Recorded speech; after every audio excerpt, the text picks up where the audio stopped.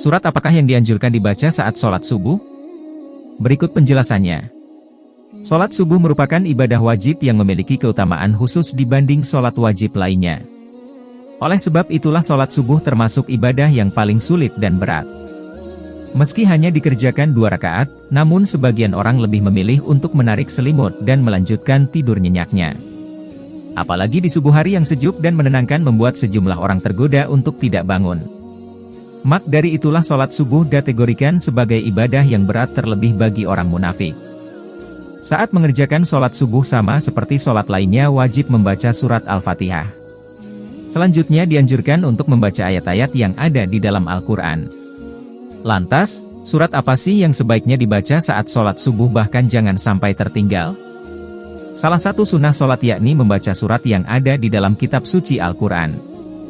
Baik itu surat berupa ayat pendek maupun panjang diperbolehkan dengan tetap memperhatikan bacaannya. Ayat Al-Quran yang wajib dibaca yakni surat Al-Fatihah baik dalam sholat wajib maupun sunnah. Adapun surat atau ayat Al-Quran yang dibaca setelah membaca Al-Fatihah ialah bebas.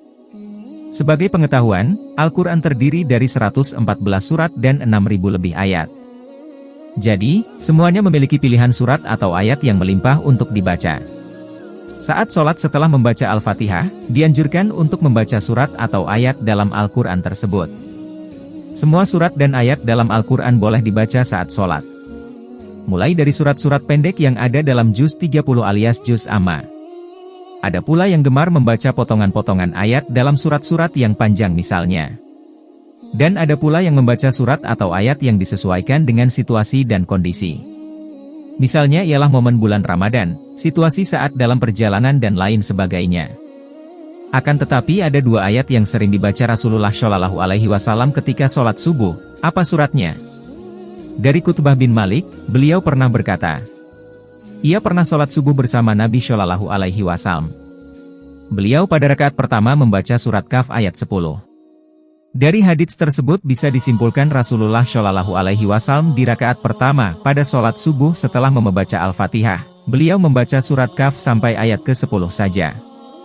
Lalu dilanjutkan rukuk dan seterusnya. Kenapa Rasulullah membaca surah Kahf pada rakaat pertama waktu sholat subuh?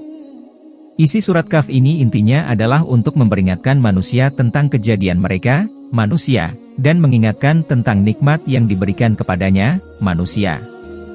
Begitu juga peringatan tentang hari berbangkit, hari berhisab, surga, neraka, pahala, dosa dan lain sebagainya. Supaya kita semua ingat kepada Allah, bahwasanya akan ada hari berbangkit. Di mana manusia akan dibangkitkan dari kubur lalu dihisab semua amalannya. Dan diberikan balasan sesuai dengan amalan perbuatannya semasa hidup di dunia. Bagi yang banyak amal baiknya, akan diberikan ganjaran masuk surga. Dan bagi yang banyak amal buruknya akan dimasukkan ke neraka dengan segala siksaannya. Lalu, pada rakaat kedua, apa yang dibaca Rasulullah? Amr bin Harits berkata, aku mendengar Nabi Shallallahu Alaihi Wasallam pada sholat subuh membaca surat At-Takwir.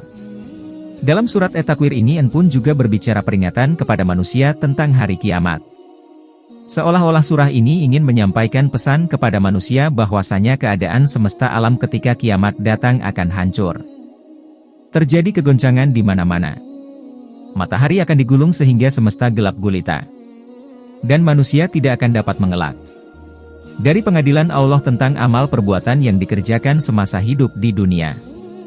Apa keutamaan membaca surat At-Takwir pada rakaat kedua sholat subuh? Insya Allah mampu meningkatkan keimanan kita kepada Allah. Dan memunculkan kehusyukan dalam sholat bahwasanya kita semua akan meninggal. Dan akan sangat celaka di saat kita meninggal tanpa bekal amal syalih yang cukup untuk menghadap Allah Subhanahu wa Ta'ala. Bacalah 2 surat ini saat mengerjakan sholat subuh dan pahami maknanya dengan baik. Insya Allah kita akan menjadi manusia yang senantiasa ingat kepada Allah. Selalu bersyukur dan sangat takut untuk melakukan perbuatan dosa. Semoga Allah Subhanahu wa Ta'ala selalu menjaga iman dan Islam kita. Amin.